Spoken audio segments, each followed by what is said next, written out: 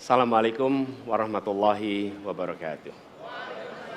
Selamat malam dan salam sejahtera untuk semuanya. Bismillahirrahmanirrahim. Negara hukum menempatkan hukum sebagai rujukan utama untuk memastikan hadir rasa keadilan, memberikan kebermanfaatan, dan memberikan kepastian kepada semua. Ini harus dipegang teguh oleh pemegang kekuasaan, baik yang di puncak dan seluruh jajaran. Tapi apa yang terjadi? Banyak aturan ditekuk sesuai dengan kepentingan yang sedang memegang kekuasaan. Apakah ini akan diteruskan? Tidak. Ini harus diubah. Ini harus dikembalikan. Kemudian kita menyaksikan betapa pada hari-hari ini tatanan ketika kita menyelenggarakan pemerintahan sering tidak sesuai dengan prinsip-prinsip hukum yang kita pegang. Karena itulah kami melihat perubahan ini harus kita kembalikan.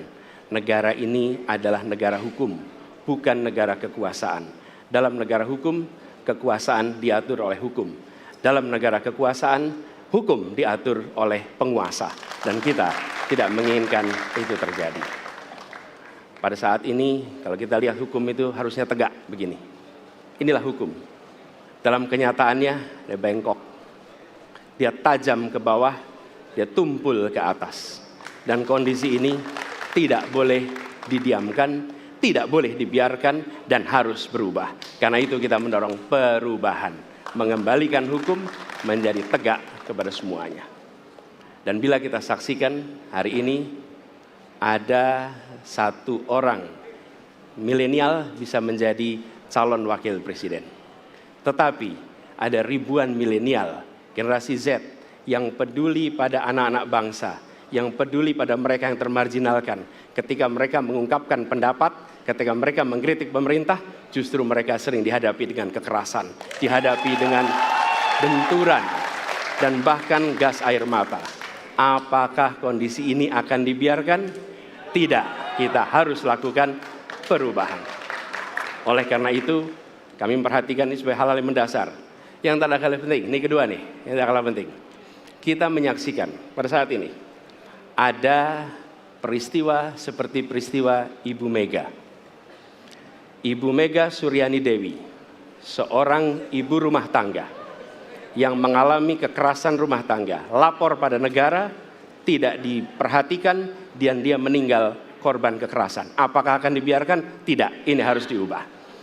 Dan tidak kalah penting, hadir bersama saya di sini ayahnya Harun Ar-Rasyid. Harun Ar-Rasyid adalah anak yang meninggal, pendukung Pak Prabowo di Pilpres 2019 yang menuntut keadilan pada saat itu. Protes hasil pemilu. Apa yang terjadi? Dia tewas sampai dengan hari ini tidak ada kejelasan. Apakah ini akan dibiarkan? Tidak, ini harus diubah. Karena itu, kami mendedikasikan diri hadir untuk memberikan komitmen bahwa dari puncak sampai ke bawah kami akan tegakkan hukum pada siapa saja. Kami kembalikan marwah kehidupan bernegara yang menempatkan hukum sebagai tempat yang paling tinggi. Dan ketentuan itu berlaku kepada semua, termasuk ketika menyangkut urusan ASN, menyangkut urusan TNI dan Polri. Terima kasih. Assalamualaikum warahmatullahi wabarakatuh.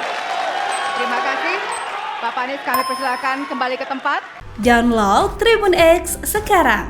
Menghadirkan lokal menjadi Indonesia.